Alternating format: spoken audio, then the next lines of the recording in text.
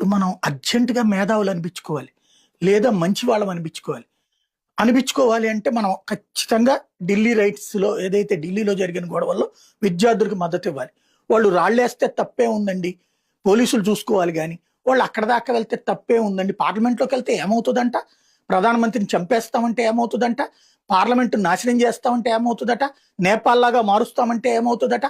అని మనం అనుకోవాలి. అలా మాట్లాడాలి. అలా మాట్లాడితే ఈ దేశంలో మేధావులుగా కీర్తించబడతారు. అంతేగాని ప్రభుత్వాల్ని కూల్చేసేసి ఉగ్రవాదులు, ఉన్మాదులు, రాళ్లతో సైన్యాన్ని కొట్టేవాళ్ళు, పోలీసులను కొట్టేటటువంటోడు గొప్పోడని చెప్పినప్పుడు నేపాల్ లాగా, భూటాన్ లాగా, బంగ్లాదేశ్ లాగా దిగజారిపోయి మనం కూడా తయారవ్వాలి. మన దేశం బాగుపడితే మనకి నచ్చదు. మన దేశంలో ఒక బండి కొనుక్కోవాలంటే ఏళ్ల తరబడి వెయిట్ చేసినటువంటి కర్మ మళ్ళీ మనకు కావాలి. ఫోన్లు అనేటటువంటిది కావాలంటే పబ్లిక్ టెలిఫోన్ బూతులకు వెళ్ళి మాట్లాడుకునే బతుకులు మనకు కావాలి. అట్లాగే విద్య, ఉద్యోగం, ఉపాధి అనేటటువంటిది పెరుగుతుంటే మనకు నచ్చదు. మనకు కావాల్సింది ఏంటంటే అరాచకం. 24 గంటలు ఎవడో ఒకటి బూతులు తిట్టాలి, ఎవడో ఒకటి దించుతూ ఉండాలి, ఏదో ఒక రాజకీయంలో ఉండాలి. దీనికోసం ఎంత దరిద్రానికైనా దిగజారాలి. ఇది ప్రస్తుతం మనకు కావాల్సినటువంటిది. ఎన్ని మెడికల్ కాలేజీలు పెరిగినాయి, ఎన్ని మెడికల్ సీట్లు పెరిగినాయి, ఎన్ని అవకాశాలు పెరిగినాయి అనేది మనకు అనవసరం. ఎవడో వెధవ వాడి స్వార్థానికి లీక్ చేస్తే వాడిని పట్టుకుని బొక్కలో దోచినా సరే, లేదు లేదు నాకు ప్రధానమంత్రి దిగిపోవాలి, లేకపోతే ప్రధానమంత్రిని చంపేస్తాం, గొంతులు కోసేస్తాం, ఈ దేశంలో నేపాల్ని సృష్టిస్తామనేటటువంటి ఉన్మాదులు మనకు కావాలి. ఆ ఉన్మాదులకు మద్దతు ఇస్తే మనం మేధావితనం. ఇట్లాంటి దిక్కుమాల మేధావితనం నాకు అక్కర్లేదు. ఈ దేశం 77 సంవత్సరాల ఇప్పటికి కూడా ఇట్లాంటి నెగిటివ్ నేరేషన్తోనే నర్మదా నది మీద వంతెన కడితే లక్షల ఎకరాలకి పంట వస్తుంటే, లేదు లేదు అక్కడ వంతెన కడితే చేపలు పట్టేటటువంటి వాళ్ళకి కష్టం వచ్చేస్తుందని ఉద్యమాలు చేసినటువంటి దేశం మనది. అట్లాగే ఎక్కడున్నటువంటి రాగి ప్లాంట్ కడితే ఈ దేశంలో కాలుష్యం వచ్చేస్తుందని చెప్పి చైనాలో రాగి ప్లాంట్ కడితే చప్పట్టు కొట్టిన దరిద్రంలో ఉన్నటువంటి దేశం మనది.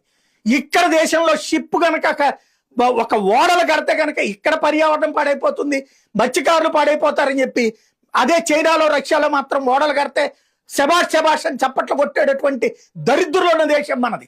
ఈ దేశంలో ఆడపిల్లల్ని, జర్నలిస్టులని పీకల మీద చేతులేసి మీదకి లాక్కును గోడి మీడియాని వాగినటువంటి వాడిని నిలదీయాల్సినటువంటి ఇంకొక ఆడది జర్నలిస్ట్ గా ఉండి దాన్ని సమర్థించినటువంటి దరిద్రంగా ఉన్నటువంటి మనుషులు ఉన్నటువంటి దేశం మనది. ఇలాంటి దరిద్రులకి మద్దతు ఇచ్చేటటువంటి వాళ్ళు ఒకటే గుర్తుపెట్టుకోవాలి. రేపు పొద్దున నీ ఇంట్లో నీ అమ్మా నాన్నల్ని గురించి ఎవడో వచ్చి కొడితే, లేదా నీ ఇంట్లోంచి నేను రోడ్డు మీద తోసేస్తానంటే, నీ ఇంటి కుటుంబ వ్యవస్థ నాశనం చేస్తానంటే అంగీకరిస్తావా? ఈ దేశానికి సంబంధించినటువంటి ఎడ్యుకేషన్ సిస్టమ్ అద్భుతమైన రిఫార్మ్స్ నడుస్తోంది. ఇవాళ ఉద్యోగాల కోసం, ఉపాధి కోసం పరుగులు పెడుతున్నటువంటి యువత చదువుకున్నారా, చదువు లేకుండానా? చదువులు లేకుండా 40%, 50% నిరక్షరాస్తున్న దేశంలో ఇవాళ మెజార్టీ ప్రజలు చదువుకుంటున్నటువంటి స్టేజ్ వచ్చిందంటే మార్పు. ఈ మార్పు విద్యావంతుల దేశంగా ఉండాలి. విద్యావంతులైన మూర్ఖుల దేశంగా ఉండకూడదు.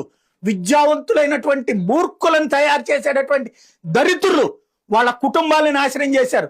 వాళ్ళ పిల్లల్ని వాళ్ళ ఇట్లాంటి సిద్ధాంతాలు చెప్పినటువంటి వాళ్ళందరూ విదేశాల్లో దర్జాగా బతుకుతున్నారు. అక్కడి నుంచి ఫండింగ్ ఇచ్చి ఇక్కడ ఎగదోసినంత మాత్రాన ఈ దేశాన్ని నాశనం చేయాలని కుట్ర పన్నేటటువంటి వాడు ఎవడైనా వాడికి మద్దతుగా నిలిచి పార్లమెంట్ నాశనం చేస్తాం, దేశాన్ని నాశనం చేస్తామని వాడు ఎవడైనా సరే వాడికి మద్దతు ఇస్తున్నాడు అంటే మేధావి కాదు, మూర్ఖుడు అని అర్థం.